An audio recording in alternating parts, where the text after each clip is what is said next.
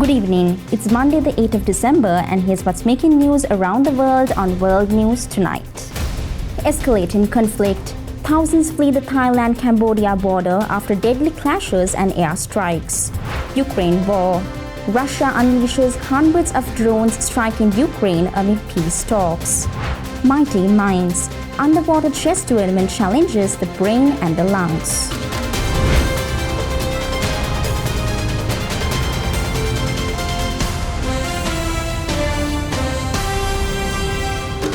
From Colombo, this is World News Tonight with Prithika Sivakumar.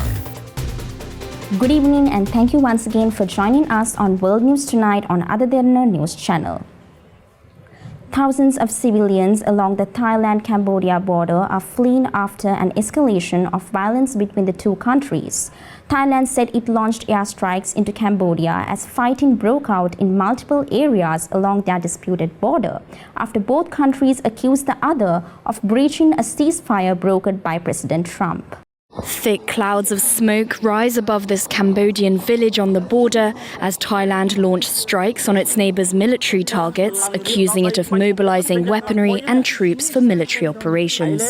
This comes as both countries are trading blame for new clashes on the disputed border. There were clashes in my areas.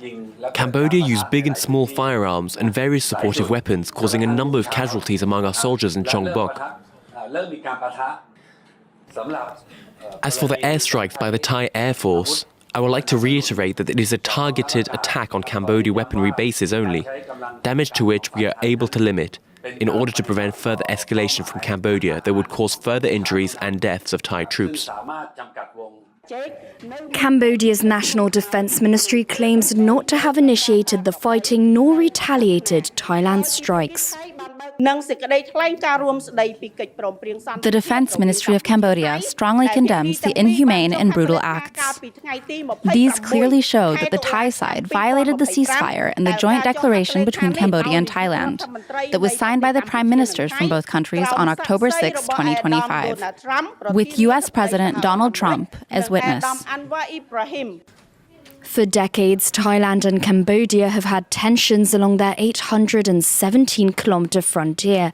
This is the latest incident since the ceasefire agreement after a 5-day war ended in July, where over 40 people were killed. Both sides have reported that civilians living along the border areas are being evacuated. Senior government officials said Indonesians in the northern regions of Sumatra Island are struggling to return to normal life as the island will require $3.11 billion in reconstruction and recovery funds following a series of deadly floods. The death toll from the cyclone-induced floods and landslides reached close to 1,000, with 274 people still missing, according to official data. The storms also killed about 200 people in southern Thailand and Malaysia. The head of Indonesia's Disaster Mitigation Agency said that the recovery funds needed across the three provinces of Aceh, North Sumatra and West Sumatra may still increase as the agency continues to calculate how much damage has been done. Among the three provinces affected, Aceh needs the most funds, amounting to a total of 25.41 trillion rupiah, while North Sumatra and West Sumatra will require 12.88 trillion and 13.52 trillion rupiah respectively. Local government officials have called on the national government in Jakarta to declare a national emergency to free up additional funds for rescue and relief efforts. Hong Kong's elections saw a near-record low turnout after the city's worst fire in nearly 80 years prompted anger against its China-backed authorities. But voter participation edged higher than in the previous vote. Hong Kong's Legislative Council election on Sunday saw a near-record low turnout, despite extended voting hours and new polling stations to encourage people to vote. The election comes after the city's worst fire in nearly 80 years, which sparked anger among voters against Hong Kong's China-backed authorities. Only candidates who were government-vetted, quote, patriots were allowed to run for Hong Kong's 90-seat legislature. Of those seats, only 20 are directly elected, and the rest are chosen by an election committee comprised of Beijing loyalists, special interest, and professional groups. The government said the final turnout was at 31.9%, slightly higher than 2021's record low of 30.2%. David Locke is the chairman of the Election Commission. I think the devastating fire has changed the social atmosphere, making it a very difficult election for us to organize because of the impact on the incident on the general public. But I must say that we are encouraged that under this social atmosphere, a total of about 1.3 million voters walk out to vote. Security was tight in the Tai Po district, where the 7 Wang Fuk Court apartment buildings were engulfed in flames last month, killing at least 159 people.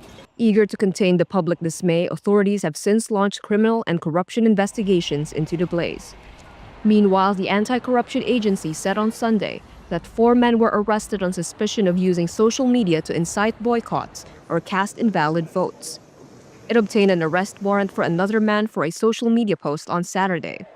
Publicly urging a boycott was criminalized under sweeping changes that sidelined pro-democracy voices, who once made up about 60% of the electorate, but have since shunned elections. Officials warned against using the disaster to disrupt Hong Kong and vowed to crack down on any anti-China protest. The blaze is a major test of Beijing's grip on the former British colony, which it has transformed under a national security law after mass pro-democracy protests in 2019. Wildfires in Australia's New South Wales have torn through thousands of hectares of bushland, prompting authorities to urge thousands of residents to evacuate. Dozens of homes have already been destroyed as the bushfires continue to burn across the region. Monitoring from the air, dousing any spot fires and patrolling on foot. The Redhead fire not yet contained this morning, and the RFS and Fire and Rescue not taking any chances after yesterday's close call for residents in the suburb and at Dudley. More than 150 firefighters were on the ground at one stage, including crews from Sydney, as strong southwesterlies pushed the blaze north, embers leaving residents on edge. As the threat worsened, aerial units were deployed, the RFS Chinook sucking up water from Dudley Lagoon, locals also capturing it close to homes at Redhead. On the northern side, firefighters defended houses along the ridgeline at Dudley. Today, scorched bushland shows how close it came, homes just a few hundred metres away. The Fernley track will remain closed from Redhead to Whitebridge until badly burnt trees hanging over the path can be removed. On the state's central coast, Coolawong residents are returning to the fire zone, unsure if their homes are still standing. As spot fires keep authorities guessing, stories of bravery start to emerge. This is Johnny Cook. As the flames came closer over the weekend, he left his property and saved his elderly neighbour, who is still in her house. The future of South Australian Liberal Party is on Ashton Hearn as she is elected opposition leader unopposed today and has 4 months to convince the public and avoid Labor complications by next election. Just 103 days to go to the next state election, and the Liberal Party is sporting a new brand. I'm a mum, I'm a daughter of a farmer, I'm a public school educated person. Ashton Hearn taking the opposition reins this morning after a vote by her colleagues, old and new. The Liberals hoping the member for Schubert is the right way for them moving forward. It's a new dawn. The 34-year-old becoming the party's youngest ever leader. There's no doubt we've got a mountain to climb, but I don't shy away from hard work, and nor does my team. Hearn's rise began as a spin doctor for the former Premier Stephen Marshall before being elected to Parliament herself in 2022. Today taking the top job from Vincent Tarzia, who on Friday bowed to polling pressures, citing a need to spend more time with his family and in his electorate. I'm feeling fantastic, and I'm going to wish Ashton all the very best as the next leader of the party. Miss Hearn today adamant her predecessor wasn't shown the door and that she only chose to stand after overwhelming encouragement. When you are a part of the team and your teammates are urging you to step up, then that's exactly what you do. Her decision to lead inspired by a series of phone calls over the weekend, one from fellow Barossa local Kelly Sloan, who was only recently voted into the same position in New South Wales, and one from her brother, Premiership Eagle Shannon Hearn. His advice was, it's not over till it's over. and that's my message to Peter Malinowskis. The work already beginning. Hearn today campaigning with Liberal candidate Anna Finizio at a Norwood shopping centre. A new shadow cabinet will be announced in the coming days, with changes in policy on the horizon. It won't surprise you that with a new leader comes a new approach. Let's go in for a short commercial break. More world news coming right after this.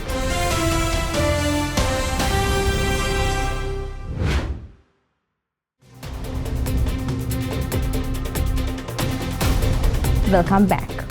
Over 100 drone strikes invaded Ukraine, causing tremendous damage over the weekend, while peace talks have been ongoing, tightening the country's energy to sustain. Tonight, the massive attacks Russia unleashed on Ukraine over the weekend, killing 2 people. Russia ramping up its attacks on Ukraine's infrastructure across the country, trying to cripple its energy supply. More than 1,600 drones and 1,400 missiles fired at Ukraine this week.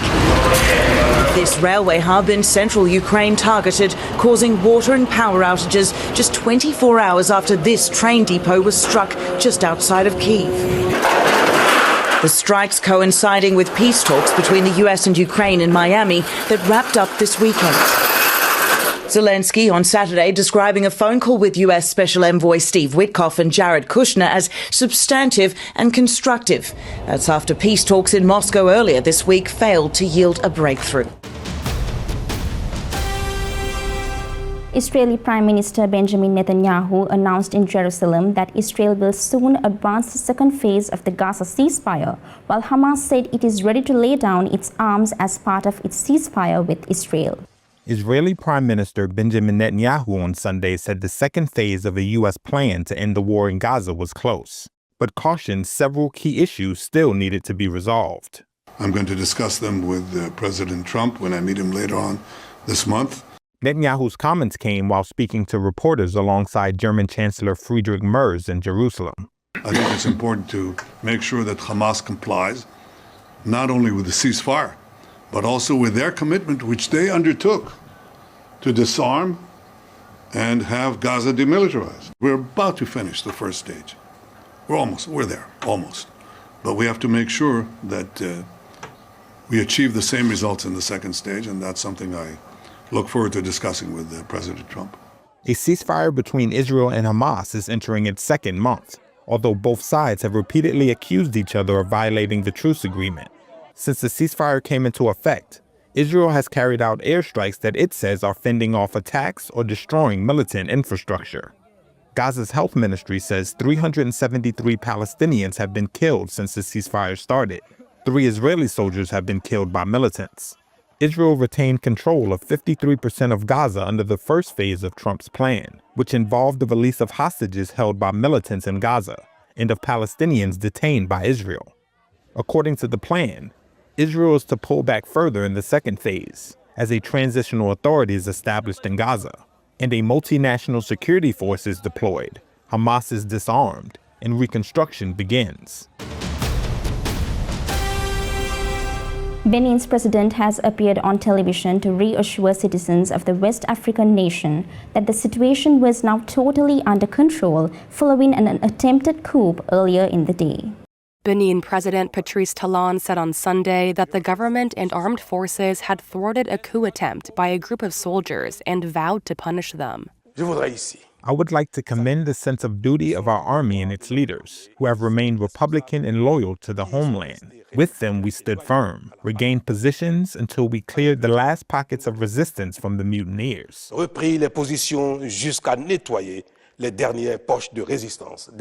This commitment and mobilization have enabled us to defeat these adventurers and avoid the worst for our country. This wrongdoing will not go unpunished. The announcement came about 12 hours after gunfire first rang out in several neighborhoods of Cotonou, the West African nation's biggest city and commercial hub. Vive l'armée! Soldiers had gone on state television saying they removed Talon from power to, quote, give our country a new direction. A government spokesperson said that 14 people had been arrested in connection with the coup attempt as of Sunday afternoon. The unrest came as Benin prepares for a presidential election in April that is expected to end Talon's tenure and was the latest threat to democratic rule in the region. In recent years, militaries have seized power in Benin's neighbors like Niger, Burkina Faso, Mali, and Guinea, and just last month in Guinea-Bissau. West Africa's regional bloc ECOWAS and the African Union condemned the coup attempt. Tunisians took to the streets for a third straight week to protest against President Kais Saied's expanding crackdown on the opposition, critics and NGOs, urging the release of political prisoners. Protests against Saied are growing as rights groups accuse him of using the judiciary and police to suppress opponents and to cement an autocratic one-man rule.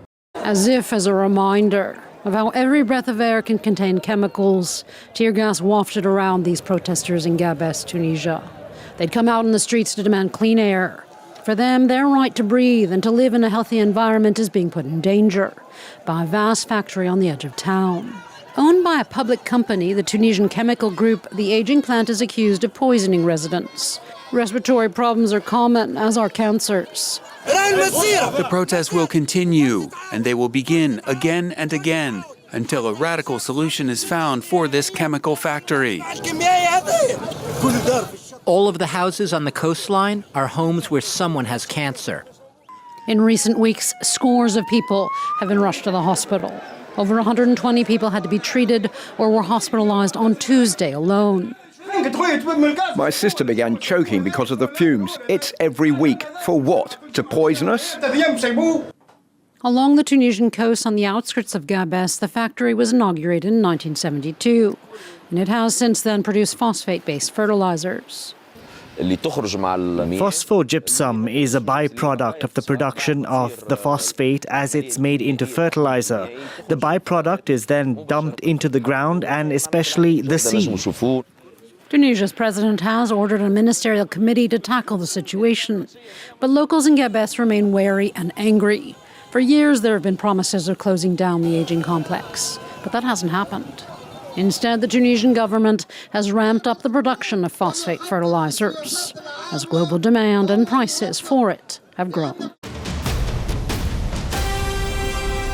As climate change threatens the Arabica beans traditionally used in high-end brews, Brazilian farmers are investing in harvesting and drying techniques to produce top-notch Robusta that appeals to the most demanding consumers.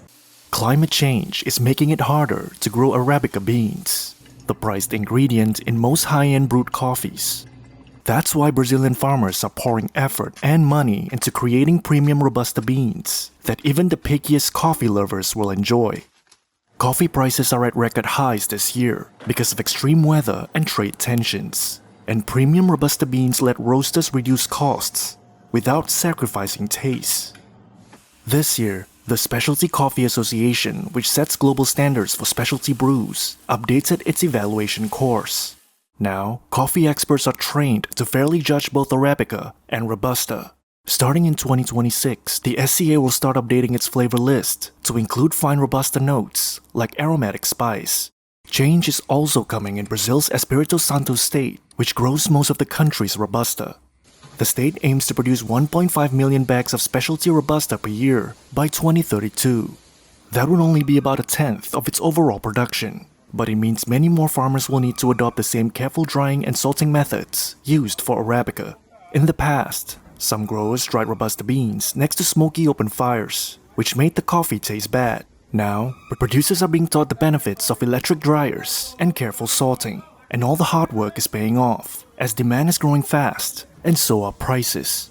According to Brazil's coffee exporters, a bag of specialty Robusta now sells for more than $295. That's more than double what it cost in 2021. On the world market, Robusta prices are up more than 80% over the same period, outpacing the 60% rise for Arabica. Time for a short break now. We'll be right back with more world news.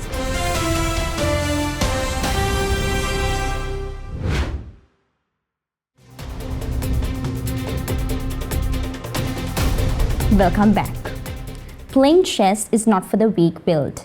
Swimming isn't either. So what do you get when you combine both of these sports? Well, the result is quite invigorating for both the brain and the body. Take a look. Chess is a challenging game. Holding your breath for long periods underwater isn't easy either. Put the two together and you've got one of the most difficult and unusual competitions out there. So-called diving chess was created in London in 2012 and has since spread to Germany, Poland, Austria, and the Netherlands.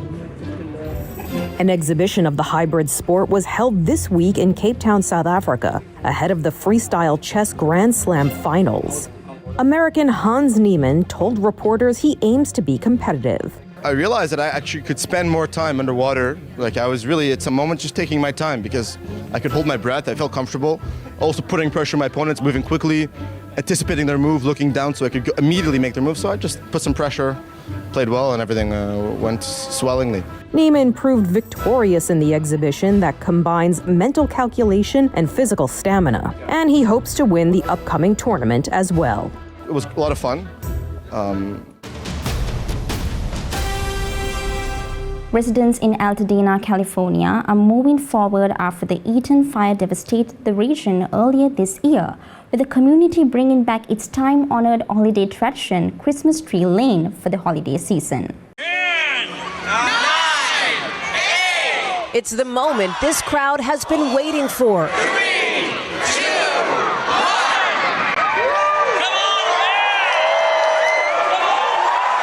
The splendor of Christmas Tree Lane, a time-honored holiday tradition here in Altadena, California since 1920. But this moment almost didn't happen. In January, the Eaton fire tore through the area, destroying homes and shattering much of the community. For months, dozens of volunteers put in the work to rebuild that Christmas magic. The effort paying off. Tonight was a lot of fun. It felt like Christmas. And this year, these lights bringing record turnout, with everyone eager to keep the tradition alive. Everyone's happy to be here, happy to have a reason to come back. A much-needed light on Altadena this Christmas, bringing hope for brighter days ahead. Christmas, you always want to be joy and peace and all the things that Christmas is supposed to represent, but for this year it's also about healing, starting over, connecting to the community again after many, many months apart.